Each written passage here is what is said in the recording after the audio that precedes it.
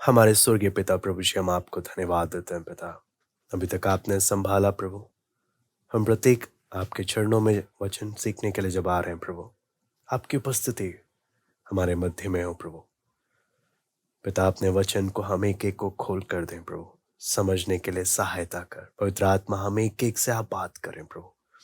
आए के सारे समय को हम आपके हाथ में सौंपते हैं। आपके अगुवाई हम चाहते हैं। सारा आदर महिमा केवल हम आपको देते हैं। प्रार्थना प्रभु यीशु मसीह के नाम से हम मांगते हैं, आमीन। मैं परमेश्वर का धन्यवाद देता हूँ। प्रभु ने हम प्रत्येक को एक बार फिर इकट्ठा होने का एक मौका दिया। हम लोग परमेश्वर के वचन से हम यूहन्ना 7वां अध्याय उसका 11 से लेकर 10 से लेकर हमने 13 तक देखा था। उसके बाद हम लोग उसके आगे 14 से लेकर हम लोग 14-15 से लेकर हम लोग 18 तक हम लोग पहले पढ़ेंगे। जब पर्व के आधे दिन बीत गए तो यीशु मंदिर में जाकर उपदेश करने लगा। तब यहूदियों ने चकित होकर कहा, इसे बिन पढ़े विद्या कैसे आ गई? यीशु ने उन्हें उत्तर दिया, मेरा उपदेश मेरा नहीं, परंतु मेरे भेजने वाले का है। यदि कोई उसकी इच्छा पर चलना चाहे तो वो इस उपदेश के विषय में जान जाएगा कि यह परमेश्वर की ओर से है या मैं अपनी ओर से कहता हूँ। जो अपनी ओर से कुछ कहता है वो अपनी ही बड़ाई चाहता है, परंतु जो अपने भेजने वाले की बड़ाई चाहता है वही सच्चा है और उसमें अधर्म नहीं। यहाँ पर जब हम लोग देखते हैं कि लोग यहाँ पर जो विवाद खड़ा कर रहे हैं, यहाँ पर एक पब्लिक डिबेट है, तो 3 प्रकार के लोग हम लोग यहाँ पर देख सकते हैं। एक है फरीसी और सदूकी लोगों का एक झुंड, शास्त्रियों का झुंड। दूसरा झुंड हम इसमें पढ़ते हैं जो बाहर से पर्व में भाग लेने के लिए आए हुए हैं, जितने भी यहूदी लोग हैं जो बाहर से आए हैं। तीसरा जो यरूशलेम के आसपास रहने वाले लोग हैं। 3 अलग अलग लोग। तो इसलिए इस 11 से लेकर जब हम लोग इस पूरे डिबेट के बारे में, इस पूरी घटना के बारे में पढ़ते हैं तो हमने समझना है कहाँ पर कौन से लोग बात कर रहे हैं, ताकि हम उस घटना को हम अच्छे से समझ सकें। तो सबसे पहला जब हम यहाँ पर जब देखते हैं तो यहाँ पे लोगों का जो मुद्दा उठ रहा है यहाँ पर, यह है कि इसको बिना पढ़े इतनी विद्या कैसे आ गई, क्योंकि ये किसी रब्बियों के पास गया नहीं। इन लोग के कोई स्कूल में, रब्बियों के स्कूल में गया नहीं, वहाँ से इसने कुछ सीखा नहीं है। हाँ, तो कहाँ से आ गया? यही आप देखेंगे प्रेरितों काम 4 अध्याय उसका 13वां वचन में, कि जब यूहन्ना और पतरस प्रचार कर रहे थे तो उस समय में भी यही मुद्दा उठा था कि इन लोग को बिना पढ़े कहाँ से ये सब मालूम चल गया, है ना, बिना सीखे।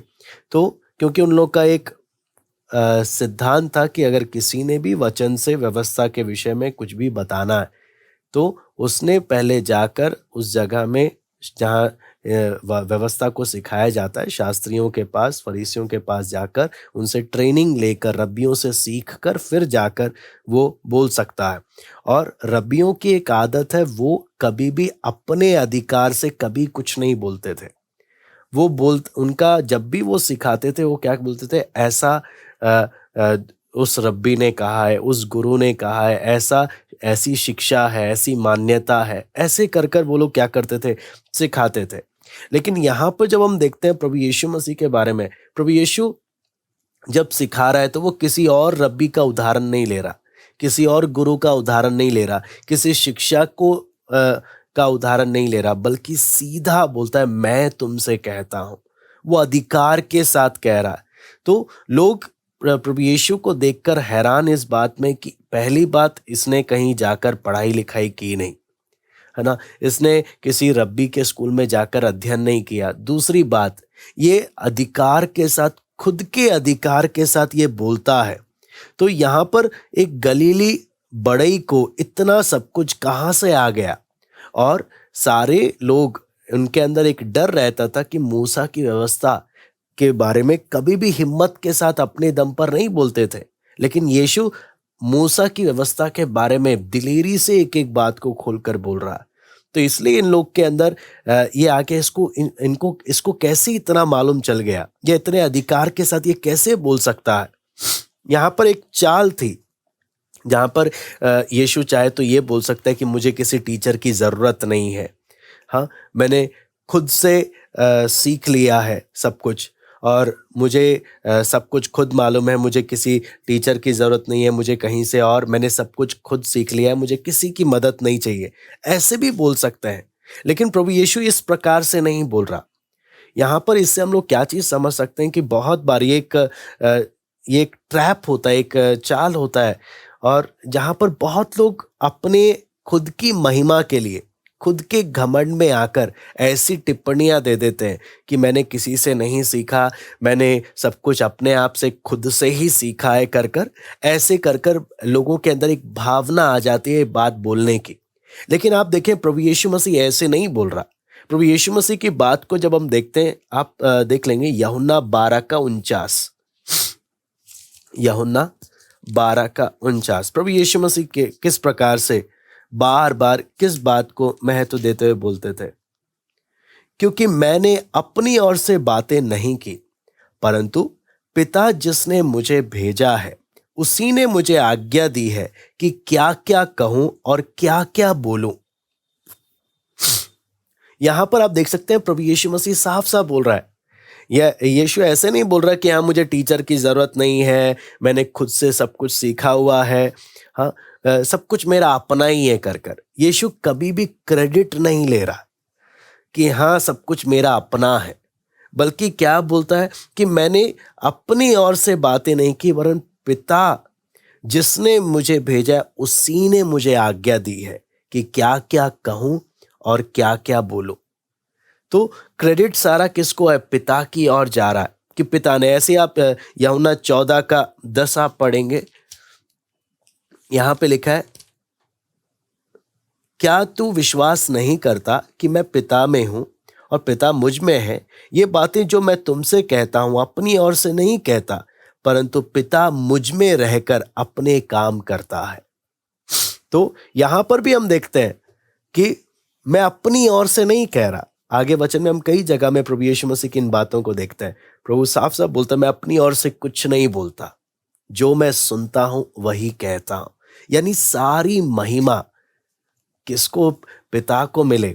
इस प्रकार का एक बात हम देख सकते हैं। लेकिन जहां लोग बोलने लग जाते हैं कि नहीं मैंने कहीं से नहीं सीखा, ये मैंने खुद से सीखा, ये मेरा खुद का अपना है, वहां पर इंसान एक घमंड अंदर आ जाता है और खुद को क्रेडिट देने के लिए, खुद को महिमा, अपने आप को महिमा लेने के लिए वो कोशिश करने लग जाता, और वहां पर उसके ऊपर प्रश्न चिन्ह लग जाता कि ये परमेश्वर की ओर से है भी या नहीं। क्योंकि परमेश्वर की ओर से जितने भी हम बड़े से बड़े परमेश्वर के दासों को या किसी भी परमेश्वर ने जिनको भी इस्तेमाल किया, उन सब बड़े से बड़े लोगों को हम देखते हैं, उनके एक आदत को आप देखेंगे, उन्होंने कभी भी खुद के लिए कभी क्रेडिट नहीं लिया, खुद के लिए कभी महिमा नहीं ली, खुद के लिए कभी तारीफ नहीं चाहिए कि हाँ ये मैंने किया है कर कर, या मुझे किसी ने नहीं सिखाया, ये मैंने खुद से किया है और मुझे किसी टीचर की ज़रूरत नहीं है। यहाँ पर जब हम देखते हैं सबके जीवन में, आप अगर ध्यान से अगर आप देखेंगे तो क्या बोलता है? परमेश्वर ने मदद किया, परमेश्वर का पीछे हाथ था, पिता की इच्छा के अनुसार। तो हर एक बात में परमेश्वर को क्रेडिट देने का वो संकेत हम यहाँ पर हम देख सकते हैं। फिर अगली बात है जो हम परमेश्वर के वचन में इसमें आगे जब पढ़ते हैं तो यहाँ पे लिखा है, यदि कोई उसकी इच्छा पर, 17वीं आयत में हम जब पढ़ते हैं, यदि कोई उसकी इच्छा पर चलना चाहे तो वह उस उपदेश के विषय में जान जाएगा कि यह परमेश्वर की ओर से है या मैं अपनी ओर से कहता हूं। यहां पर साफ साफ हम कुछ बातों को समझने का हम लोग कोशिश करेंगे। सबसे पहला मैं इस आयत को दोबारा से पढ़ता हूं, यदि कोई उसकी इच्छा पर चलना चाहे तो वो इस उपदेश के विषय में जान जाएगा कि परमेश्वर की ओर से है या मैं अपनी ओर से कहता हूं। तो सारी बात क्या है कि अगर मन बनाता हूं परमेश्वर के वचन पर चलने का, प्रभु यीशु की इच्छा पर चलने का, तो प्रभु यीशु बोलता है तुम उसे करने से पहचान जाओगे ये परमेश्वर की ओर से था कि नहीं। लेकिन आप जब देखेंगे फरीसी लोग और ये लोग क्यों नहीं ये लोग प्रभु यीशु की शिक्षा को पहचान पाए कि ये पिता की ओर से या नहीं, क्योंकि इन्होंने पहले से ही अंदर से मन बना लिया था कि चाहे कुछ भी हो जाए हम नहीं सुनेंगे इसकी, हम इसकी मानेंगे ही नहीं, है ना। आपको मालूम है जब लोग पहले से ही अंदर से मन बना लेते हैं कि हमने सुनना नहीं है, हमने चलना नहीं है, तो फिर कितना भी बोलने से कोई फायदा नहीं होता। यहां पर प्रभु यीशु साफ साफ बोलता है, यदि कोई परमेश्वर की इच्छा पर, प्रभु यीशु की इच्छा पर चलना चाहे, है ना, वचन पर चलना चाहे, तो वो उस उपदेश के विषय में क्या कर लेगा, जान लेगा। यानी हम करने से हम जानते हैं कि हाँ परमेश्वर की इच्छा है। करने से जानने का मतलब क्या है, जितना सच्चाई मुझे मालूम चल रहा है, जितना परमेश्वर का वचन मेरे सामने आ रहा है, जब मैं उस वचन के अनुसार चलूंगा तो मुझे स्पष्ट होता हुआ जाएगा अनुभव के द्वारा कि हाँ ये परमेश्वर की इच्छा है। यदि मैं वेट करूंगा, नहीं पहले मुझे सब कुछ मालूम चल जाए बाद में मैं चलूंगा, तो वो समय कभी नहीं आएगा। अगर अब्राहम बोलता, परमेश्वर ने जैसे अब्राहम को बोला कि अब्राहम उस देश की और अपने पिता के देश को, अपने कुटुंब को, है ना, इन सब को छोड़कर तो निकल पड़, जो देश मैं तुझे दिखाऊंगा वहां पर जाना है तुझे। अब्राहम बोलता, प्रभु मैं निकल तो जाऊंगा लेकिन आप एड्रेस तो बता दो, सारा डिटेल मुझे बता दो, तभी मैं निकलूंगा। तो शायद वो आगे उसको सब कुछ नहीं मिलता। पहला काम उसका था अपने पिता के देश को, है ना, अपने कुटुंब को, उस जगह को छोड़ना, वो है सबसे फर्स्ट टास्क। जब वो उसको छोड़ेगा तब उसको आगे और बातें खुलकर मिलेंगी। जितना मानते जाएंगे, आज्ञा मानते जाएंगे, उतना परमेश्वर और खोलते हुए जाता है। ऐसे ही आप एलिया के जीवन से भी आप देखेंगे, परमेश्वर ने बोला जाके करीत के नाले के पास बैठ जा, है ना, और मैं वहां पर कौवों को आज्ञा दूंगा, है ना। आगे जितना बोला जाए तो उतना करते जा, मैं और बातें बाद में खोलते हुए जाऊंगा। लेकिन अगर तू जितना बोला है अगर तू उतना नहीं मानता, तो फिर मैं बोल नहीं सकता कि हाँ प्रभु मुझे और बातें खोल कर देगा, या मैं परमेश्वर की इच्छा को क्या कर पाऊंगा, पहचान पाऊंगा। बहुत लोग संघर्ष करते हैं इस बारे में। सबसे पहला परमेश्वर की इच्छा के विषय में, किस बात के बारे में, प्रभु तू अपनी इच्छा प्रकट कर। लेकिन इच्छा प्रकट होकर नहीं मिलती है या समझ नहीं आता। वो कारण क्या होता है, प्रभु ने जितना प्रकट करके दिया मैं उसके अनुसार चल ही नहीं रहा। जब मैं उसके अनुसार नहीं चल रहा, प्रभु और आगे खोलकर दे नहीं रहा, मेरी गाड़ी वहीं पर रुक गई। लेकिन वचन यहां पर यीशु क्या बोलता है, यदि कोई उसकी इच्छा पर चलना चाहे, यदि चलने का मन बनाकर कदम अगर बढ़ाएगा, तो लिखा है वो उस उपदेश के विषय में जान जाएगा कि वो परमेश्वर की ओर से है या मैं अपनी ओर से कहता हूं। सारी बात है। इसलिए यहां पर आता है, obedience is the organ of spiritual knowledge, यानी आज्ञाकारिता हर एक आत्मिक ज्ञान का मुख्य केंद्र बिंदु है। जितना मैं आज्ञा मानता जाता हूँ, वचन के अनुसार चलने के लिए मेहनत करता हूँ, वो अनुशासन जीवन में डालता हूँ, उतना ज़्यादा मुझे परमेश्वर की इच्छा अपने जीवन में हर एक व्यक्ति को उतना खुल कर मिलता है। लेकिन जितना हम बैठे रहते हैं हम आज्ञा नहीं मानेंगे, हमें बस ऐसे ही मालूम चल जाए, उतना हमारे जीवन में एक धुंधलापन आ जाता है, एक आत्मिक सुस्ती आ सकती है, हाँ, और एक आत्मिक रूप से एक ठंडापन आ सकता है। रीजन क्या है कि मेरे जीवन में जितना मुझे मालूम चला उतना मेरे जीवन में आज्ञाकारिता नहीं है ना। आज्ञाकारिता होना बहुत इसमें हम देख सकते हैं जरूरी है। यहाँ पर इन लोग यहाँ पे जो यहूदी लोग हैं, इन लोग के साथ की दिक्कत क्या थी, ये एक व्यक्ति की पढ़ाई को लेकर उससे अजम्पशन कर रहे हैं कि इसने कितना पढ़ा है।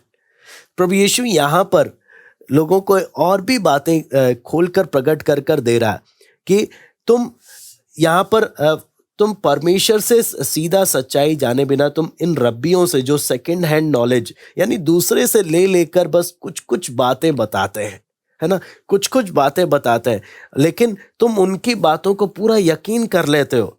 लेकिन आप ये नहीं सोचना कि कोई ज्ञानी है, हाँ, कोई बहुत ज्ञान का भंडार जिसके पास है तो वो बिल्कुल पवित्र इंसान है। यहाँ पर आप देखेंगे शैतान भी आदम हवा के पास ज्ञान लेकर आया अनाज्ञाकारिता के आधार पर। वो अनाज्ञाकारी बनकर उन्होंने ज्ञान को प्राप्त किया। दुनिया के सबसे वर्स्ट क्रिमिनल्स यानी सबसे खतरनाक क्रिमिनल्स बहुत ही इंटेलिजेंट और एजुकेटेड थे। वचन क्या, इसलिए यहां पर हमें क्या बात है, ये नहीं कि एक व्यक्ति ने शिक्षा किधर से प्राप्त करे, सारी बात क्या है, क्या परमेश्वर की ओर से ये आया है? क्या परमेश्वर, क्या ये अपनी, क्या खुद के लिए ये महिमा ले रहा है? ये परमेश्वर को सब बात की महिमा दे रहा, उसी से पहचान लिए जाओगे। इसलिए यीशु आगे बोलता है, जो अपनी ओर से कुछ कहता है वो अपनी बड़ाई चाहता है, परंतु जो अपने भेजने वाले की बड़ाई चाहता है वही सच्चा है और उसमें अधर्म नहीं है।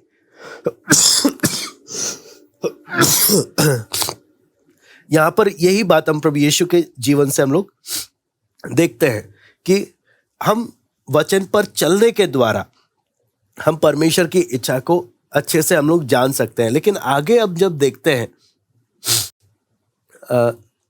19वीं आयत को हम पढ़ते हैं, क्या मूसा ने तुम्हें व्यवस्था नहीं दी, तो भी तुम में से कोई व्यवस्था पर नहीं चलता, तुम क्यों मुझे मार डालना चाहते हो? लोगों ने उत्तर दिया, तुझ में दुष्टात्मा है, कौन तुझे मार डालना चाहता है? यीशु ने उनको उत्तर दिया, मैंने एक काम किया और तुम सब आश्चर्य करते हो। इसी कारण मूसा ने तुम्हें खतने की आज्ञा दी है। यह नहीं कि मूसा की ओर से, परंतु बाप दादों से चली आई है। और तुम सबत के दिन मनुष्य का खतना करते हो। जब सबत के दिन मनुष्य का खतना किया जाता है ताकि मूसा की व्यवस्था की आज्ञा टल ना जाए, तो तुम मुझ पर क्यों इसलिए क्रोध करते हो कि मैंने सबत के दिन एक मनुष्य को पूरी रीति से चंगा किया? मुंह देखा न्याय ना करो, परंतु ठीक ठीक न्याय करो। यहां पर अगला आर्ग्यूमेंट, अगला तर्क प्रभु यीशु मसीह लोगों से करता है। सबसे पहला यहां पर हम देखते हैं, इससे पहले जब हम देखते हैं तो फरीसी लोगों से प्रभु बात कर रहा था।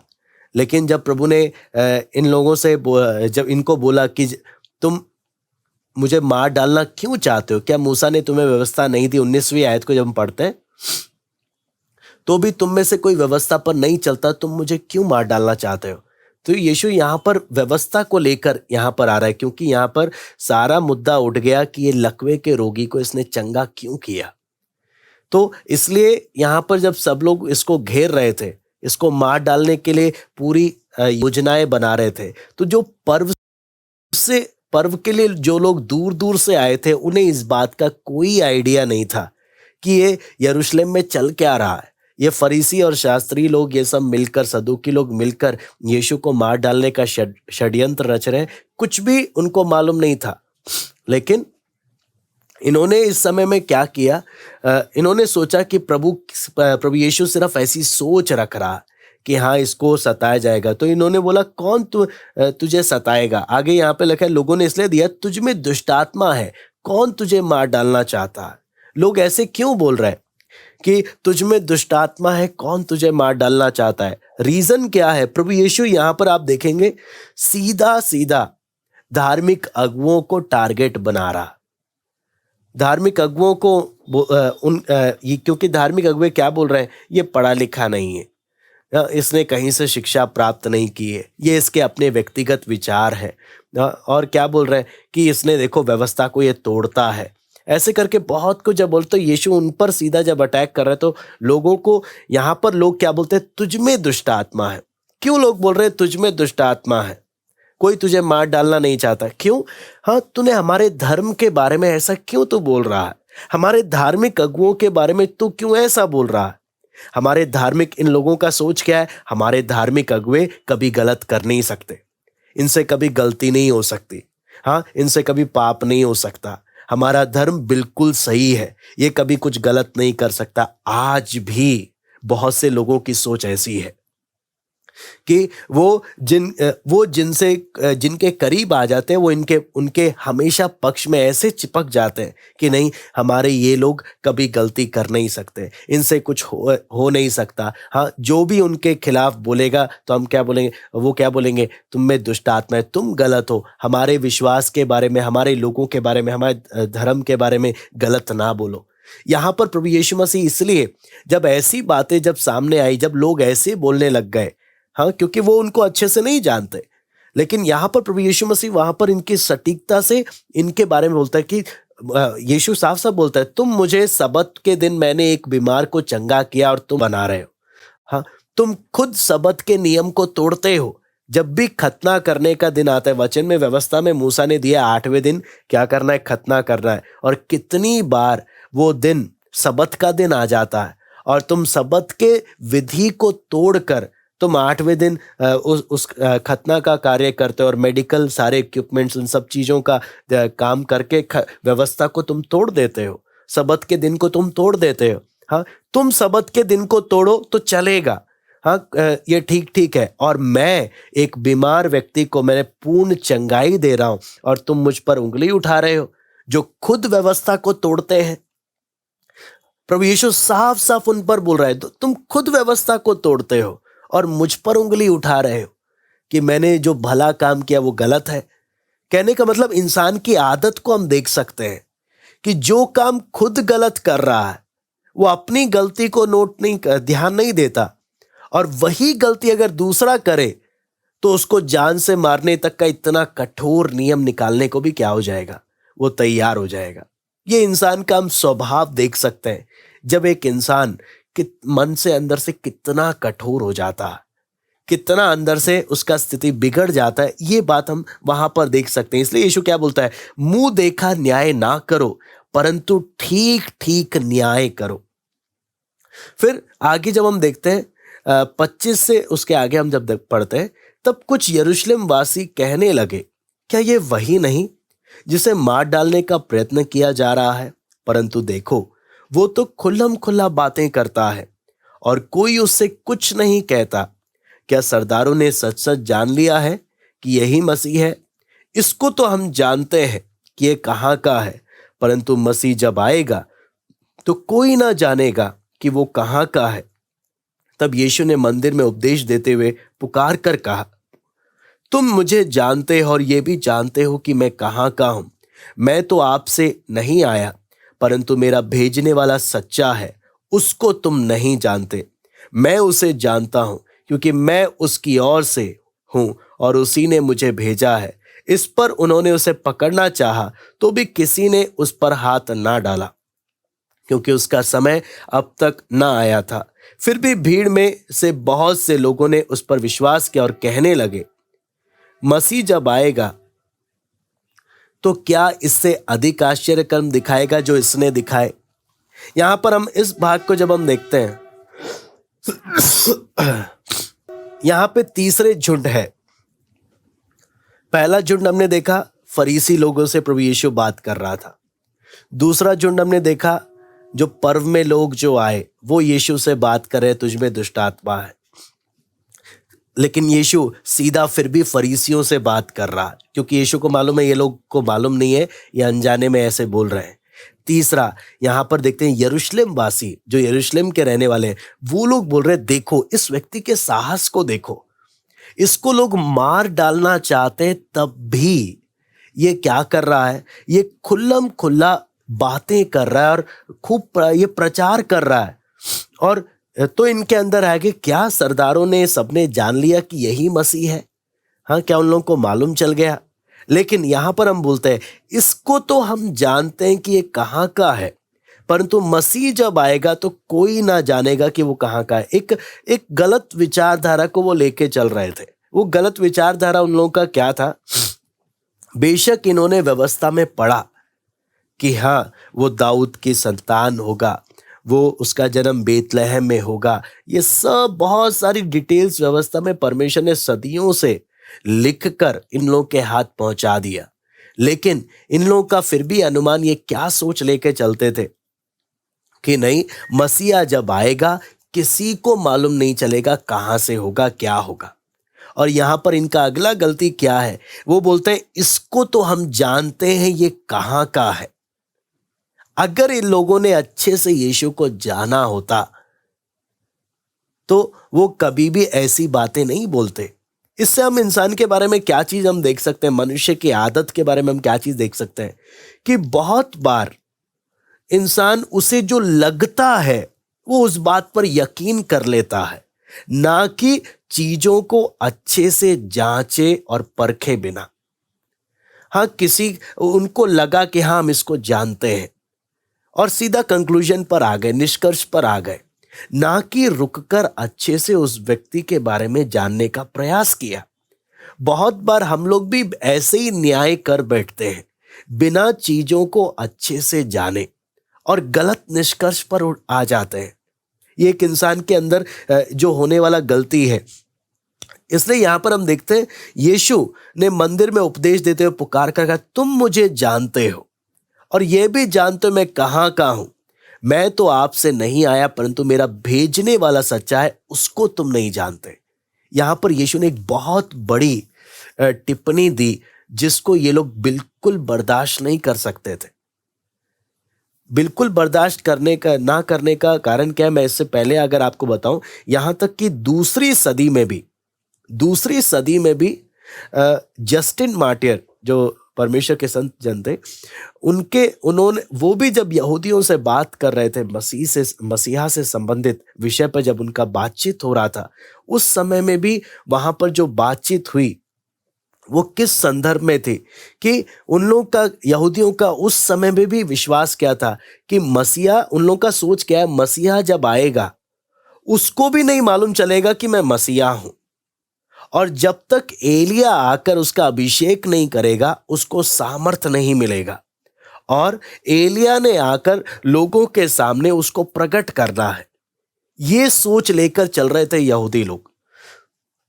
तो पहले से ही उनके दिमाग में बहुत कुछ ऐसी सोच होने के कारण वो सही से मसीहा पर ध्यान दे नहीं रहे, ना अंदर से उन्होंने मन बनाया। यहां पर जब देखते हैं यीशु ने जब बोला तुम नहीं जानते पिता को, या तुम परमेश्वर को नहीं जानते, एक बहुत बड़ा, जिस पर यहूदी लोग बहुत चिढ़ गए।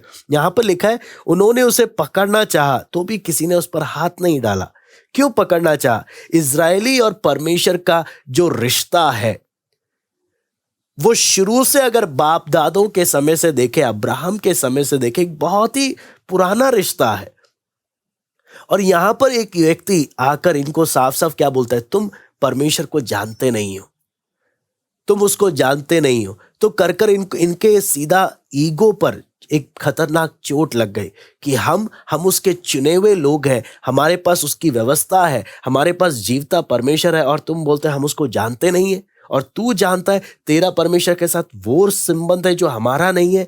ऐसे कर उसने फिर से वो दावा कर दिया कि मैं और पिता एक है, मैं परमेश्वर हूं। ये सब बातें सुनकर लोगों का गुस्सा दिन प्रतिदिन उस पर क्या होने लगा, भड़कने लगा।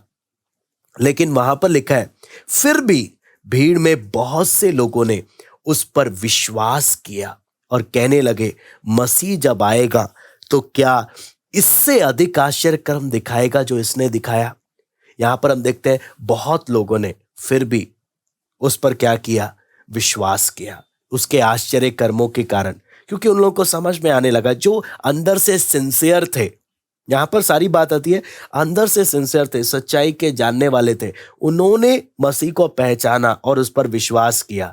लेकिन आपको मालूम है 32 से 36 हम पढ़कर हम इसको देखेंगे, 32 से लेकर 36। यहां पे लिखा है फरीसियों ने लोगों को और उसके विषय में ये बातें चुपके चुपके करते सुना, और प्रधान याजकों और फरीसियों ने उसे पकड़ने को सिपाही भेजे। इस पर यीशु ने कहा मैं थोड़ी देर तक और तुम्हारे साथ हूं, तब अपने भेजने वाले के पास चला जाऊंगा। तुम मुझे ढूंढोगे परंतु नहीं पाओगे, और जहां मैं हूं वहां तुम नहीं आ सकते। इस पर यहूदियों ने आपस में कहा ये कहां जाएगा कि हम इसे ना पाएंगे? क्या वो उनके पास जाएगा जो यूनानियों में तितर बितर होकर रहते हैं, और यूनानियों को भी उपदेश देगा?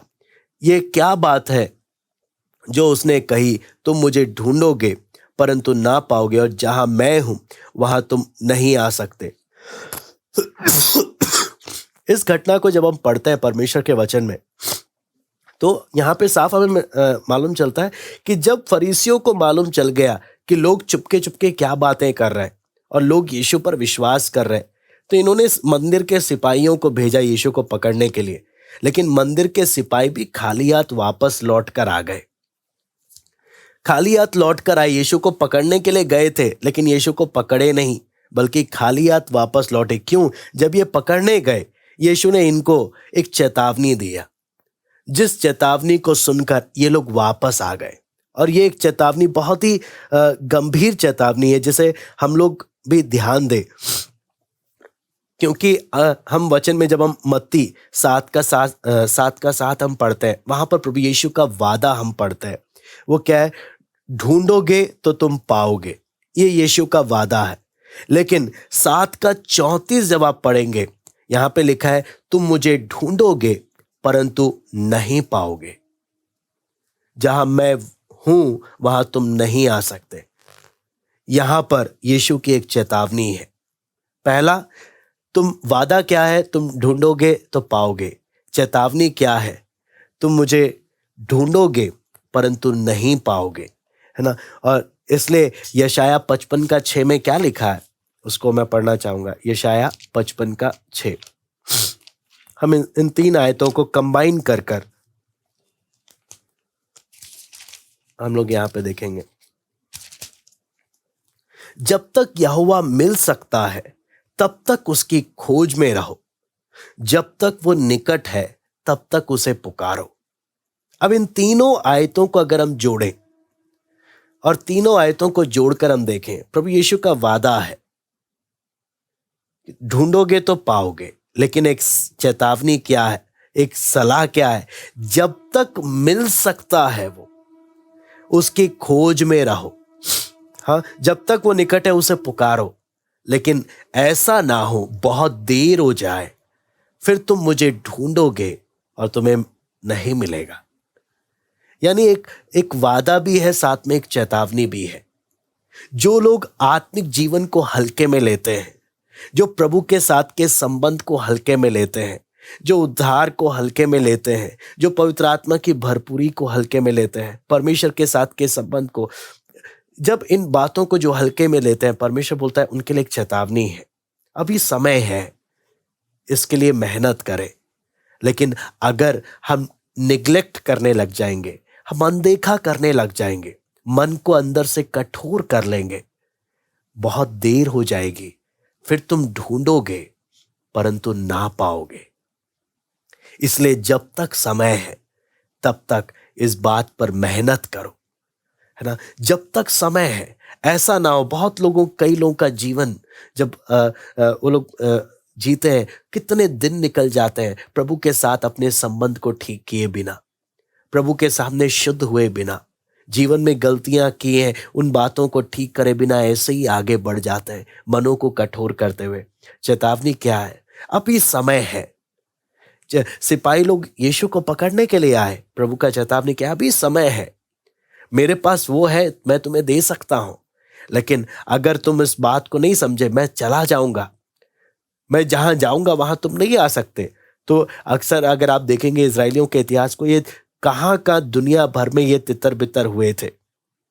तो ये लोग, फरीसी लोग आपस में चर्चा करने लग गए कि क्या यीशु फिर से यूनानियों में चला जाएगा कि हम इसको ढूंढ नहीं पाएंगे? हाँ, क्या ये उधर वहां पर ऐसी जगहों में चला जाएगा? लेकिन एक चेतावनी आपके और मेरे हमेके के लिए है। वो चेतावनी क्या है? जब तक समय है, हम उसके वायदे को हाथ में रखते हुए, वादों पर विश्वास करते हुए, और जब तक प्रभु हमें समय दे रहा है, उस समय का सदुपयोग करते हुए, उसका फायदा लेते हुए हम आत्मिक उन्नति पर उन्नति करते जाएं।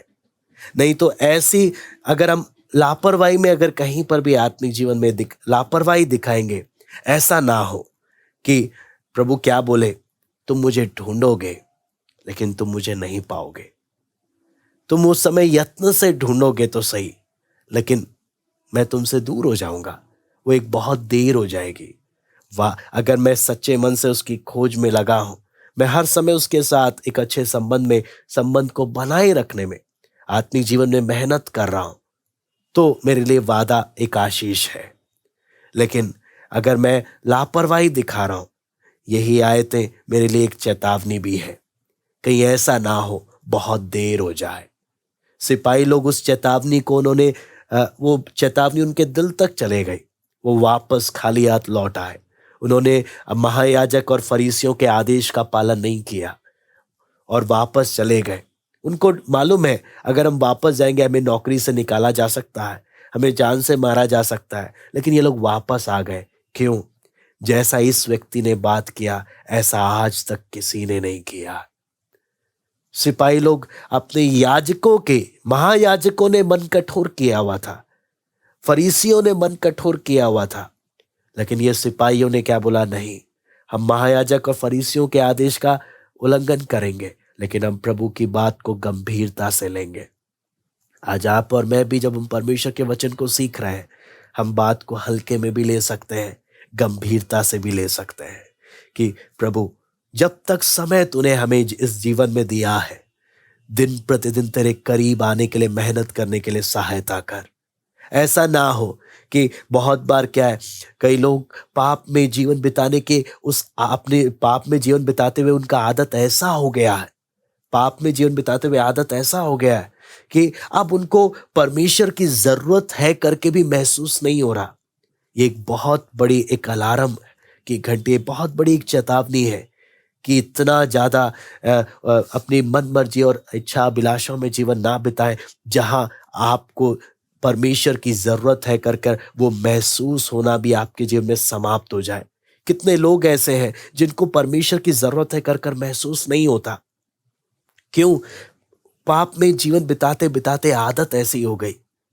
कितने ऐसे लोग हैं जो अपने संगी परिवार के लोग, अपने संगी भाई बहन, अपने संगी लोगों को देख रहे हैं कि वो पाप में जीवन बिता रहे हैं, और वो लोग देखते हैं कि ये जो प्रार्थना में जाते हैं, हाँ, ये लोग हम कुछ भी करें हमें कुछ नहीं बोलेंगे।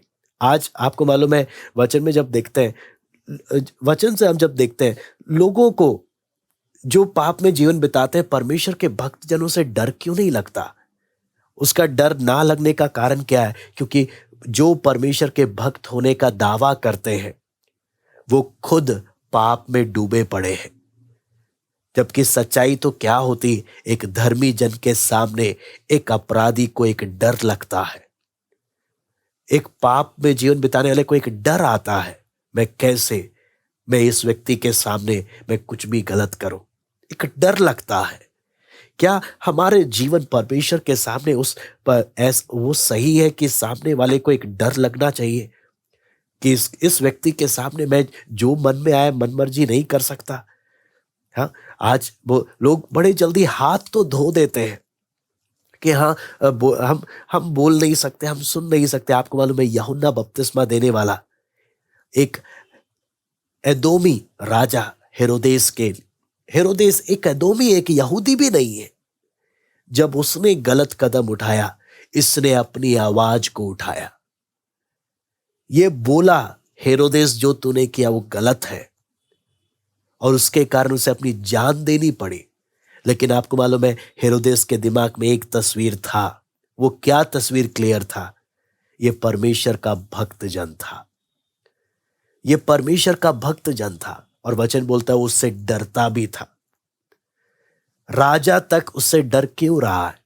सारा काम एक परमेश्वर का भक्त जन जब पाप के साथ, बुराई के साथ जब समझौता नहीं करता, तब बड़े से बड़े व्यक्ति भी जब वो पाप में अगर जीवन बिताए, उन्हें परमेश्वर के भक्त जन के सामने डर लगता है। क्यों? ये परमेश्वर के संग चलते हैं, ये पवित्रताई में जीवन बिताते हैं, ये समझौता नहीं करते। इनकी आंखों के सामने अगर कुछ गलत हो रहा हो, ये चुप नहीं बैठते। अगर मेरी आंखों के सामने, मेरे नॉलेज में अगर कुछ गलत हो रहा है और मैं चुप हूं, उसका अर्थ क्या है? मैंने उनके पाप के साथ मैंने भी हाथ मिला लिया, और उसके साथ साथ मेरे आत्मिक जीवन में भी उसका सूखापन दिखाई देगा। इसलिए यहां पर वो गंभीरता आ जाती है। प्रभु यीशु साफ साफ बोलता है, जब तक समय है तुम उसकी खोज में लगे रहो। ऐसा ना हो बहुत देर हो जाए, फिर तुम मुझे ढूंढोगे लेकिन मैं तुम्हें नहीं मिलूंगा। वचन हमें वादा भी देता है, वचन हमें चेतावनी भी देता है। अगर हम लापरवाही में जीवन बिता रहे हैं तो चेतावनी आज हमसे बात करती है कि ऐसा ना हो बहुत देर हो जाए। यदि हम आत्मिक जीवन में मेहनत कर रहे हैं, परमेश्वर का वादा है, तुम मुझे ढूंढोगे तो तुम पाओगे। आत्मिक बातों में दिन प्रतिदिन तुम बलवंत होते जाओ, बढ़ते जाओगे। इसलिए जो व्यक्ति, इसने लिखा है, जो परमेश्वर की इच्छा पर चलना चाहे वो जान जाएगा ये परमेश्वर की ओर से है या नहीं। यहूद फरीसी लोग क्यों नहीं जान पाए?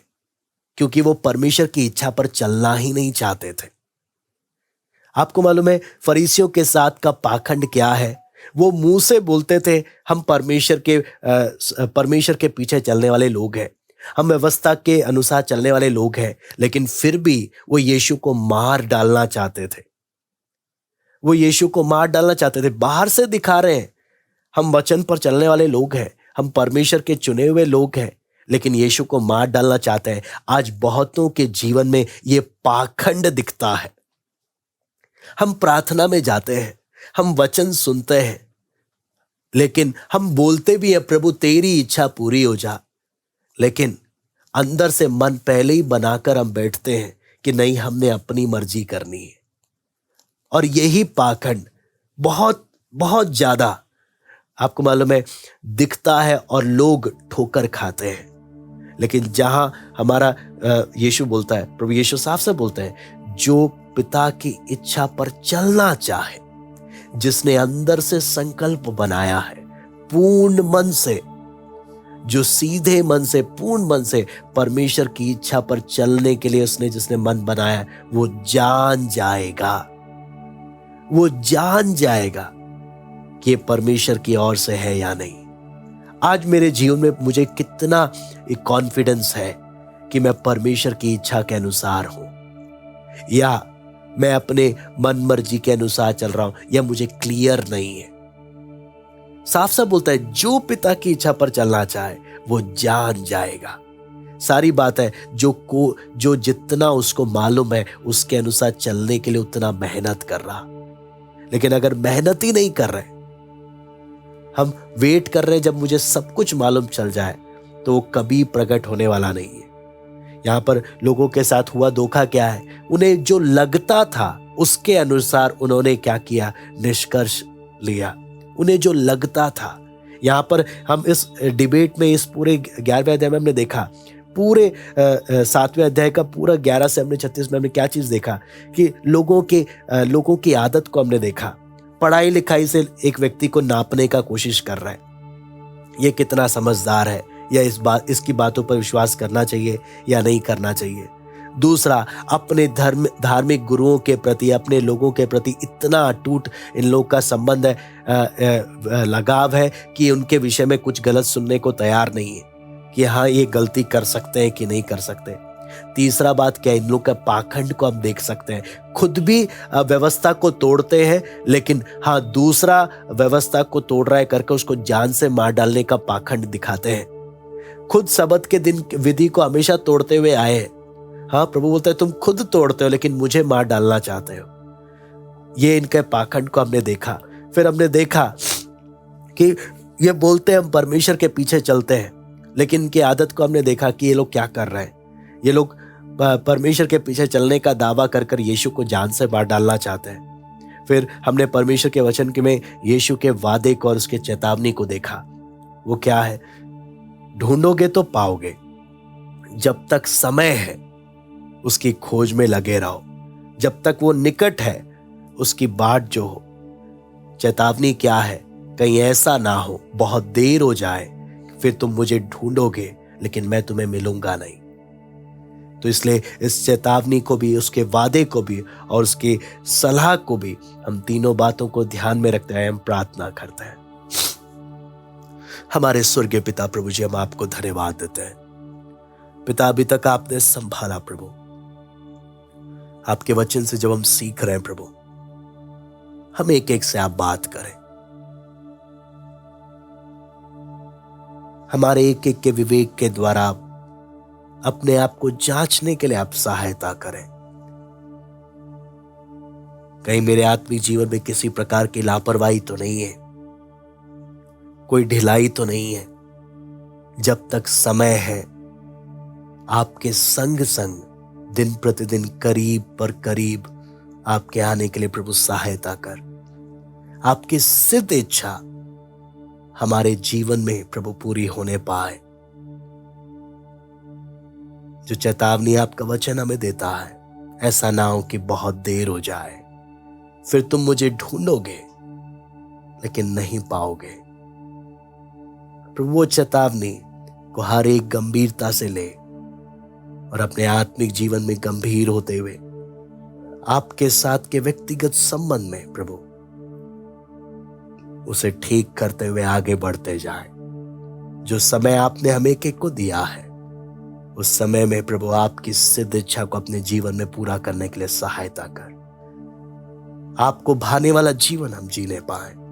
आए के सारे समय को हम आपके हाथ में सौंपते, धन्यवाद देते आज की संगति के लिए। सारा आदर महिमा केवल हम आपको देते हैं। प्रार्थना प्रभु यीशु मसीह के नाम से मांगते हैं, आमीन। सबको जय मसीह की। प्रभु आप सबको आशीष दे।